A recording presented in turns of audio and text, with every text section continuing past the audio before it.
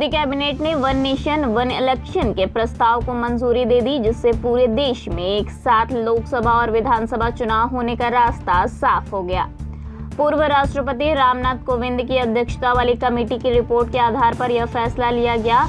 One nation one election व्यवस्था लागू होने से देश में क्या बदलेगा, क्या फायदे होंगे, इस विषय पर वाराणसी के उद्योगपति दीपक बजाज से वॉइस इंडिया न्यूज के संवाददाता अभिषेक दुबे ने की खास बातचीत। आइए जानते हैं क्या कहा उद्योगपति दीपक बजाज ने। आज हम लोग एक विशेष मुद्दा पर बात करने जा रहे हैं, एक देश एक चुनाव। जिस तरह से भारत सरकार द्वारा अभी 2 दिन पहले ये पारित किया है और अगले सत्र में इसको और आगे धार दी जाएगी, तो हमारे संग काशी से कुछ उद्यमी लोग जुड़े हैं जो बताएंगे कि एक देश एक चुनाव में क्या फायदा और क्या नुकसान है। दीपक जी नमस्कार। मेरे चैनल में आपका स्वागत है। एक देश एक चुनाव कितना आप लोग के लिए बेटर होगा?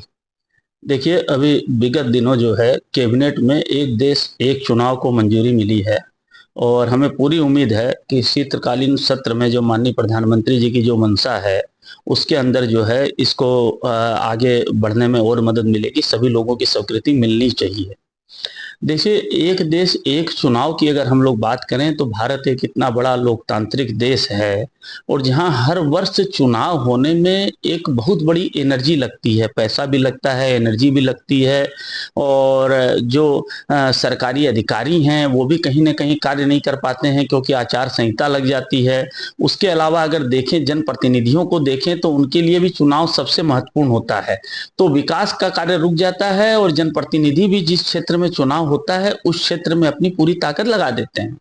तो अगर हमारे देश में एक साथ अगर चुनाव होता है तो निश्चित रूप से ये देश के लिए बहुत अच्छा रहेगा। अगर हम लोग बात करें आज के 40 वर्ष पूर्व की, तो 1951 में भी जो है एक साथ ही पूरे देश में चुनाव हुए थे।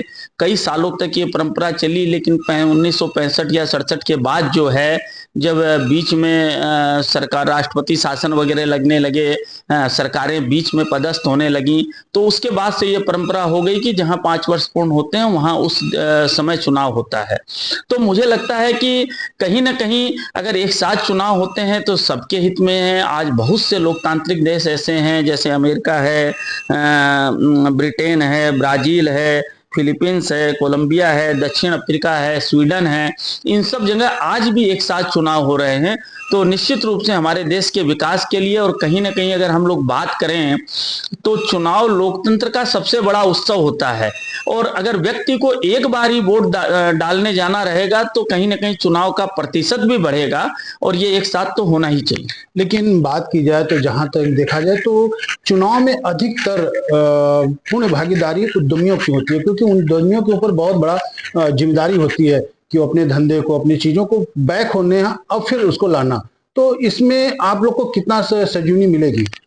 देखिए, निश्चित रूप से संजीवनी मिलेगी, क्योंकि देखिए राज्य और केंद्र सरकार कोई भी आए, पार्टी कोई भी आए, लेकिन अगर हम लोग उद्योगों में नीति की अगर बात करते हैं तो कहीं ना कहीं केंद्र सरकार की नीतियां और राज्य सरकार की नीतियां दोनों मिल करके ही हम लोग विकसित भारत की बात कर सकते हैं। जो प्रधानमंत्री जी का विजन है, तो कहीं ना कहीं उद्योगों की अगर हम लोग बात करें तो ये भी बहुत सकारात्मक कदम होगा कि एक साथ सरकार का चुनाव होगा और 5 साल तक सरकारें, चाहे राज्य सरकार हो चाहे केंद्र सरकार हो, सबको मालूम है उनको निश्चिंत होकर केवल विकास पे कार्य करना होगा, उद्योगों पे कार्य करना होगा, आम आदमी का जीवन स्तर कैसे सुधरे उस पे काम करना होगा। और जो इतना बड़ा खर्च अभिषेक जी चुनाव में आता है, कहीं ना कहीं वो भी तो जनता का ही पैसा है ना, तो वो भी कहीं ना कहीं विकास कार्यों में लगेगा। तो उद्योग, व्यापार या आम जनमानस की दृष्टि से देखें, हम लोग विकसित भारत की अगर बात करें तो हर दृष्टिकोण से जो है एक देश एक चुनाव जो है लाभप्रद लगता है। लेकिन कहीं ना कहीं इस एक देश एक चुनाव को पारित होने में जो टाइम लगेगा अभी, और जो थोड़ी बहुत अड़चनें आ रही है, तो उसमें विपक्ष भी भूमिका नहीं निभा रही है। विपक्ष हमेशा दूसरे भावों पे जा रही है, तो इस पे क्या निर्णय है? मुझे लगता है बहुत सी पार्टियों ने पहले भी इसमें समर्थन दिया है और विपक्ष को भी ये सोचना पड़ेगा कि इसमें देखिए सभी का लाभ है। और अगर चुनाव होते भी हैं तो चाहे क्षेत्रीय दल हो चाहे राष्ट्रीय पार्टियां हो, हमेशा जो है जनता ने जो है अगर स्टेट का चुनाव है या केंद्र का चुनाव है तो वो अपनी समझ रख करके ही वोट दिया है।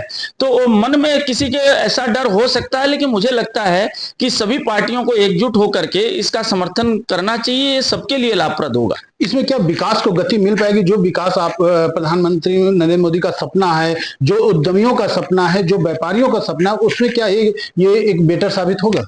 100% होगा अभिषेक जी, क्योंकि जब आपके पास ये होगा कि अब 5 साल तक जो है केवल काम करना है, तो कहीं ना कहीं हर आदमी की सोच सकारात्मक होगी। उसको तुरंत ही ये नहीं दिखाई देगा कि अगले साल ये 4 राज्यों का चुनाव है तो हमें कहाँ रेवड़ी बांटनी है, कहाँ क्या करना है। आदमी को जो 5 साल की एक पॉलिसी है जो देश को आगे लेकर के जाएगी, आदमी उस पर अपना ध्यान फोकस करेगा, तो मुझे लगता है ये निश्चित रूप से लाभप्रद रहेगा। अभी जैसे आपने कुछ देशों का नाम बताया कि उस देशों में आज भी एक देश एक चुनाव है, तो क्या वाकई इंडिया उस मुकाम पे अब पहुंच रही है जो एक प्रधानमंत्री नरेंद्र मोदी का सपना था? एक इंडिया फिर से हमारे भारत सोने की चिड़िया के रूप में दिख रही है? देखिए, निश्चित रूप से कोई जानता थोड़ा था कि कश्मीर से धारा 370 हट जाएगी और ये कामयाब हो जाएगी, लेकिन आज देखिए वहाँ चुनाव हो रहे हैं, 370 भी कहीं ना कहीं मतलब वो हो गई। तो एक बार लगता है कि इतना बड़ा देश है, 140 करोड़ की आबादी है, कैसे ये होगा, लेकिन कहीं तो पहल करनी ही पड़ेगी। और हमें लगता है हमारे प्रधानमंत्री जी हो चाहे हमारी जो स्वस्थ लोकतांत्रिक प्रक्रिया है, उसके कारण जो है हम लोग 100% इसको संभव कर सकते हैं। कितना परसेंट देते हैं एक देश एक चुनाव पे? 100%। 100%। जिस तरह से अभी देखा, हमारे संग दीपक बजाज जी हैं जो एक देश एक चुनाव पे 100% दे रहे हैं और कह रहे हैं कि हम सरकार के संग हैं और आने वाला समय एक विकसित भारत, एक फिर से हमारा भारत सोने की चिड़िया जो कही जाती थी, वाकई वो साकार नजर आ रहा है। वाराणसी से अभिषेक दुबे, वॉइस इंडिया न्यूज।